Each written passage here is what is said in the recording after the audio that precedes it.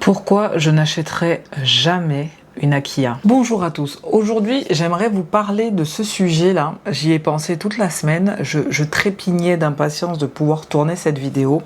Je vous explique. Il y a quelques semaines de ça, je suis tombée sur une vidéo sur YouTube. J'ai une copine quelques jours plus tard, par hasard, qui me renvoie la chaîne de cette nana-là. Donc je commence à regarder une ou deux vidéos. Et bien évidemment, comme l'algorithme fonctionne très bien, après il s'est mis à me proposer plein de vidéos du même genre. Pendant l'espace de 20 bonnes secondes, je me suis dit, waouh, pourquoi pas quand même? Le prix, c'est accessible, le Japon. Et très vite, je me suis rappelé d'une chose très importante, c'est que si j'ai vendu mes appartements en France, c'était pour une raison. Voilà. Du coup, je me suis amusée là à lister un peu toutes les raisons pour lesquelles je n'achèterai jamais une Akiya au Japon. Je vous avoue, dans la frénésie, j'ai écrit, je ne sais plus combien il y en a, donc on verra ça à la fin de la vidéo et puis ça sera marqué dans le titre. Hein. Petit rappel. Dans la description, il y a un lien pour mon questionnaire concernant mon projet japonais pour l'année prochaine. S'il vous plaît, si vous avez moins de 5 minutes pour le remplir, je vous en serai très reconnaissante. Alors déjà, qu'est-ce que c'est une Akiya pour ceux qui ne savent pas ce que c'est? Je vous l'écris là parce que c'est des kanji, c'est joli, regardez-moi ça. Donc Akiya, littéralement maison vide. Donc en général, c'est des habitations qui sont inoccupées depuis un petit moment, assez souvent dans des coins reculés. Vous n'allez pas en trouver en plein centre-ville de Tokyo, typiquement, ni à Kyoto, en plein centre-ville. Enfin voilà, c'est très souvent plutôt en milieu rural. Et ce qui se passe, c'est qu'aujourd'hui, il y en a des milliers, des maisons comme ça au Japon qui sont inoccupées depuis de nombreuses années pour certaines. Donc pourquoi il y en a autant? Finalement, la réponse, elle est assez simple. C'est le cumul de phénomènes qui touchent le Japon dans sa globalité. Premièrement, le vieillissement de la population. On est encore dans cette génération de personnes âgées avec un âge très avancé. Une fois qu'ils décèdent, la maison reste vide. Deuxième phénomène, la baisse de la population. Le Japon n'y échappe pas. Les gens font de moins en moins d'enfants. Dans beaucoup de campagnes et de petites villes, il y a davantage de personnes qui partent vers les grandes villes et c'est un phénomène apparemment qui prend de l'ampleur. La question de l'héritage. Pour celles et ceux qui connaissent un petit peu les droits de succession en France, en vrai, en France, on a aussi ce phénomène, mais pas avec autant de maisons qu'au Japon. Mais vous verrez, moi je sais que là où j'habitais, je les voyais les maisons vides. Et au début, je me posais la question, je me disais, mais franchement, pourquoi elle reste vide cette maison? On pourrait la retaper, tout ça. Et très souvent, c'est que les droits de succession, les démarches administratives sont hyper casse-pieds et hyper coûteuses. Donc il y a certaines personnes, plutôt que de faire des histoires, parce que aussi des fois ça fait beaucoup d'histoires, les successions comme ça, et de sortir les sous surtout, on se retrouve avec des personnes qui préfèrent de loin laisser une maison vide plutôt que soit la vendre, soit y habiter. Ensuite, les communes essayent de vendre ces maisons-là, surtout en milieu rural, parce que forcément une maison abandonnée, ça finit par se dégrader, ça attire les nuisibles. Je sais pas si vous vous rendez compte, alors moi je découvre ça, mais vraiment le Japon, des fois j'ai vraiment l'impression d'être aux Antilles, dans le climat je veux dire. Il y a des bestioles ici. Je savais même pas que ça existe. J'ai retrouvé des cafards, mon pauvre, de la taille de mon pouce. Il n'y a qu'en Guadeloupe que je vois ces énergumènes. Donc il y a énormément de nuisibles de par le climat. Très souvent dans les vidéos YouTube, vous verrez les gens qui parlent des araignées typiquement dans ces maisons-là. Mais c'est un délire. C'est un délire. Finalement, la maison devient nuisible à elle toute seule. Et surtout, elle donne une mauvaise image de la commune. Vous imaginez arriver dans une commune, vous voyez que des maisons abandonnées. Et puis on le voit vite, la maison abandonnée, elle n'est pas entretenue, etc. Effectivement, c'est pas hyper sexy, quoi. Donc l'objectif de ces communes-là, c'est pas seulement de vendre les maisons, évidemment c'est un objectif, mais c'est aussi de redynamiser les communes qui, de par la baisse de la population qui va plutôt se réfugier dans les grandes villes et le fait que on fait plus d'enfants, donc forcément il y a moins de personnes pour repeupler toutes ces villes-là. Enfin voilà, c'est tout un mélange de phénomènes qui nous amène à ce constat de milliers de maisons vides au Japon. Entre autres, il doit y avoir d'autres raisons qui m'échappent. Je vous en précise, il y en a d'autres, mettez-les en commentaire. Moi-même, ça m'intéresse. Alors, je vous préviens tout de suite, cette vidéo, j'ai décidé de ne parler que des points négatifs selon moi, d'accord? Je parle à la première personne. Voilà, ce que moi je trouve de négatif. Si vous voulez des vidéos où les gens sont très contents, ils font les travaux, oh là là, super, j'ai une maison au Japon, vous allez en trouver plein sur YouTube. Faites-vous plaisir. Là, non, je vais parler que des points négatifs. C'est la direction artistique de cette vidéo. Vous êtes prévenus, voilà. Si vous voulez pas entendre que des choses négatives sur les Akiya, allez voir une autre vidéo. Je suis sûre que YouTube est en train de vous suggérer quelque chose en dessous. Faites-vous plaisir. Donc, première chose, le prix d'achat. Alors, ce que j'ai remarqué dans les vidéos que j'ai pu regarder, alors bien évidemment, je n'ai pas regardé toutes les vidéos qui existent sur YouTube sur le sujet, mais de ce que j'ai vu, très souvent dans les miniatures, là, alors j'entends, il faut que la personne ait envie de cliquer, donc forcément, vous allez moins cliquer sur une personne qui vous dit « Waouh, j'ai acheté ma maison au Japon, 50 000 ou 100 000 euros ». C'est plus attrayant de cliquer sur une miniature où c'est marqué « J'ai acheté ma maison au Japon, 10 000, 15 000, 20 000 euros ». J'en ai vu à 35 000 euros aussi, soit.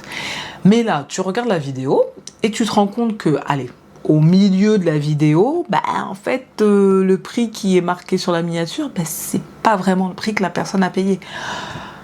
Ça m'énerve. Ça m'agace. À un moment donné, alors j'entends que, voilà, quand tu as envie que les gens regardent ta vidéo, il faut que ça soit un petit peu clickbait. J'entends.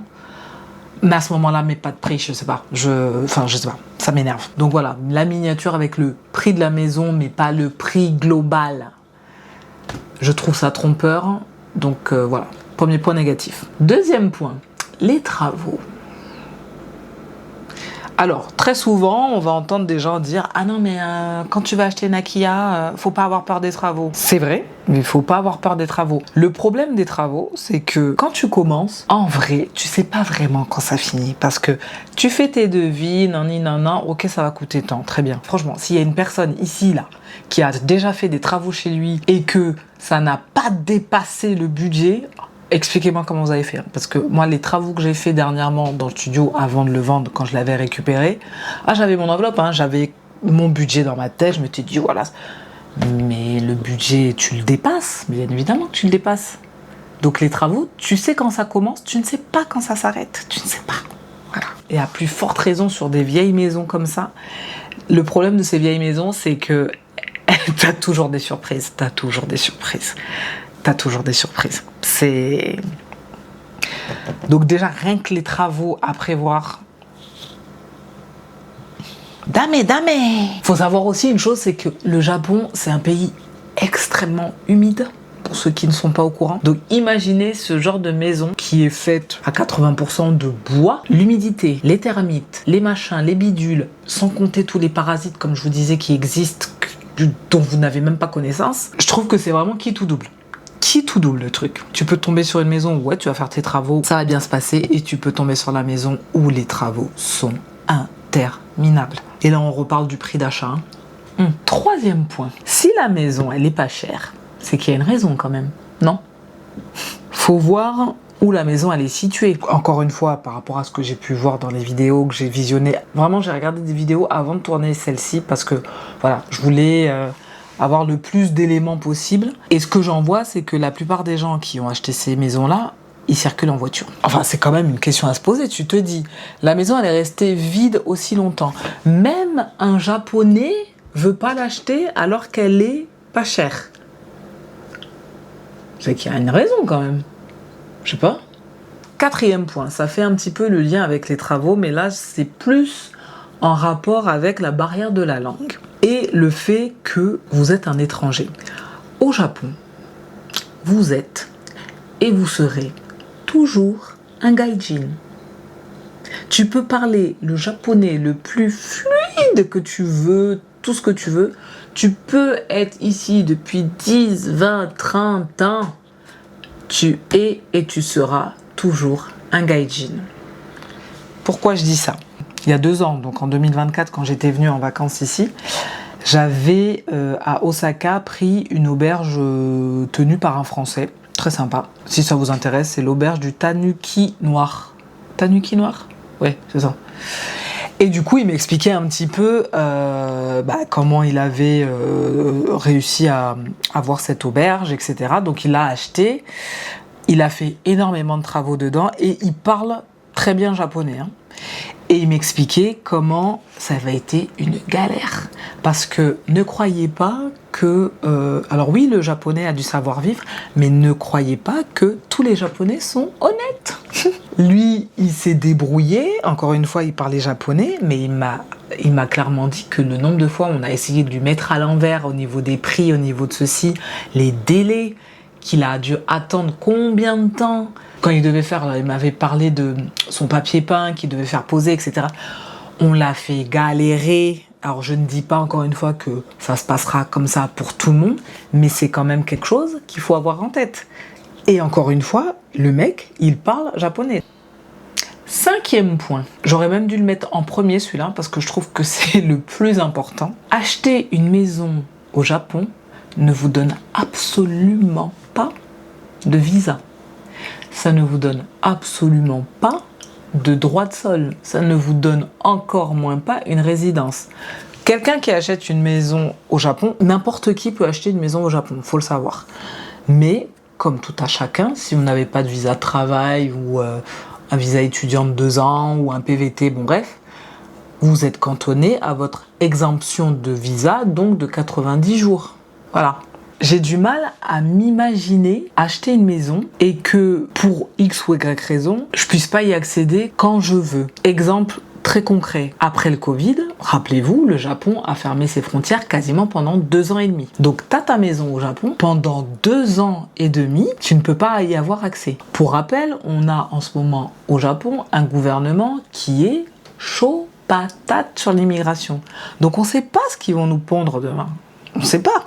Alors sur ça, je suis assez modérée parce qu'il y a certaines choses qu'ils demandent, qu'ils exigent, je trouve que c'est juste du bon sens. Pour moi, c'est juste du bon sens. Une personne qui postule à un emploi au Japon, donc qui veut un visa de travail et qui parle pas japonais, pardon, à un moment donné, c'est logique. Donc, je trouve que sur certaines choses, je trouve ça normal. Pareil, j'ai vu passer ça sur Insta. Alors, je sais même pas si l'information est vraie ou pas, mais apparemment, ils voudraient aussi imposer aux étrangers des cours de langue et de savoir-vivre au Japon. Ça me paraît mais tout à fait normal. Oui, ce genre de choses-là, moi, ça me choque pas, pour le coup. Mais faut quand même avoir en tête que on ne sait pas ce qu'ils vont nous pondre. Acheter une maison et pareil, tu peux pas y avoir accès. Je te donne un autre exemple. On est quand même dans un pays où le risque sismique, comment vous dire, enfin vous avez vu, on en a eu un il n'y a pas longtemps là. Imagine, je dis n'importe quoi, pendant 1 an, t'as pas accès à ta maison, il y a un tremblement de terre. Ta maison, elle tombe là. Comment ça se passe? Alors là, je suis dans mon scénario catastrophe. Pareil, ça ne se passera pas. Mais pareil, ça se passera. 6e point, les frais. Là, ça va faire le lien avec mon histoire de barrière de la langue et de prix d'achat de base. Sauf si vous parlez un excellent japonais, que vous connaissez les rouages du système ici. Dans ces cas-là, vous pouvez faire les démarches vous-même. Autrement, vous allez forcément passer par une agence spécialisée. Il y en a plein. Au Japon, spécialisés dans les akiya. Leur cible, c'est littéralement les étrangers, mais il faut les payer. Donc, tu as les frais d'agence, tu as des frais de notaire, faut quand même te taper les allers-retours, donc tes frais toi-même pour te déplacer, pour aller au Japon, etc. J'aimerais avoir le coût réel. Tu vois ce que je veux dire? Le coût réel. Pas le coût de la miniature, là. Le coût réel. Et ça serait encore plus intéressant d'avoir des vidéos avec des gens qui nous parlent de ce projet, mais plutôt 5 ans après. J'en ai trouvé une, je crois que c'est une famille australienne, ils filmaient, mais c'était 2 ans après. Et je crois que je suis tombée aussi, je suis tombée sur une autre australienne, et elle, c'est pareil, ça fait un petit moment qu'elle l'a, mais tu le vois tout de suite aux rénovations qu'elle a fait, la nana, qu'elle avait quand même une bonne enveloppe, une très bonne enveloppe, pour faire les travaux qu'elle a fait. J'ai envie de dire, les personnes qui sont aisées et qui ont l'enveloppe pourquoi pas, super plein, ou pas. Ensuite, 7e point, les démarches, à mon avis, sont plus compliquées qu'on ne le pense. Alors, après, je suis très biaisée sur ça parce que j'essaie tellement de simplifier ma vie au maximum que toute démarche me prend la tête. On va pas se mentir. Là, juste pour ouvrir mon compte bancaire, ça m'a saoulée. Ça m'a saoulé. Et vous voyez, jusqu'à présent, ça m'a saoulé. Pourquoi? Parce que je n'arrive pas à transférer mon compte en devise, là, les yens que j'ai, je ne peux pas les transférer sur mon compte bancaire japonais. J'ai découvert ça il y a 2 jours. Voilà, voilà. Et vous voyez, c'est que ça, et ça me prend déjà la tête. Alors, imagine que je dois faire des démarches pour acheter une maison, Mazette. Entre communiquer avec l'agence, si tu dois faire des travaux, eh ben, franchement, tu es obligé de passer encore une fois par l'agence, donc je pense qu'ils doivent avoir des services payants supplémentaires, mais c'est aussi des démarches, parce que du coup, je pense que quand même pour faire des travaux, il y a certaines autorisations à avoir, etc. Il faut faire des démarches auprès des assurances, auprès des notaires, auprès de l'administration locale. Rien que d'y penser, ça me... Bah, tu vois, j'en ai des frissons. Je m'en même pas, hein, je peux pas. 8e point. Les normes françaises, européennes ne sont pas les mêmes ici. Et ce qui est tout à fait logique. Comme je disais avant, le Japon, c'est un terrain sismique. Donc il y a forcément des normes à respecter par rapport à ça. Les matériaux, on est dans un pays hyper humide, avec un hiver sec mais bien froid. En plus, même au niveau des infrastructures dans les bâtiments, quand on passe... Je sais pas pourquoi, mais on le voit que c'est pas les mêmes matériaux, que c'est pas les mêmes fabrications qu'en France, ce qui est tout à fait logique. En France, à l'époque où pour moi l'achat était une bonne idée, bien sûr, j'aurais pas eu de réticence à acheter quelque chose dans lequel je devais faire des travaux. Je l'ai fait parce que je connaissais mon terrain, je savais où aller acheter mes trucs, je savais où contacter des artisans, le bouche à oreille, enfin... Il y avait quand même un réseau. Au Japon, même si au bout d'un an, je finis par connaître des Japonais et tout. Oh non, quelle prise de tête, mon Dieu. Non, en fait, non. Ensuite, qu'est-ce que je me suis marqué en note? Ah oui, je reviens aux vidéos YouTube. Donc, j'en ai vu pas mal. Ce qui m'embête un peu, encore une fois, c'est que j'ai pas de chiffres concrets. Franchement, si vous avez vu plusieurs vidéos et que vous en avez une là à me partager où vraiment la personne donne tous les montants de manière transparente et sans filtre pour qu'on ait une idée vraie du coût, franchement, mais s'il vous plaît, mettez-la moi en commentaire, que j'aille la voir. Parce que ce sur quoi je suis tombée, c'est un prix d'appel là qui donne envie de cliquer, très bien. Dans la vidéo, bon, on se rend compte qu'après il y a des frais, ok, mais au bout de 2, 3, 4, 5 ans, quel a été le coût? Moi, c'est ça qui m'intéresse, tu vois. C'est plus concret. Déjà. Et à mon avis, on est très très loin des 15, 20, 30 000 euros de base. Je veux pas m'avancer, mais je pense. Donc ça, je sais même plus où j'en suis. Je pense que ça, c'était le point 9. Ah oui, point 9. Et pour terminer, le 10e point. Ah ben c'est bien. 10 points, c'est très bien. J'aime bien le chiffre. Quand j'ai un petit peu rêvé pendant mes quelques secondes à cette éventualité... d'un achat potentiel d'une Akiya, j'ai posé la question à ChatGPT, déjà qu'est-ce que c'est une Akiya, nan.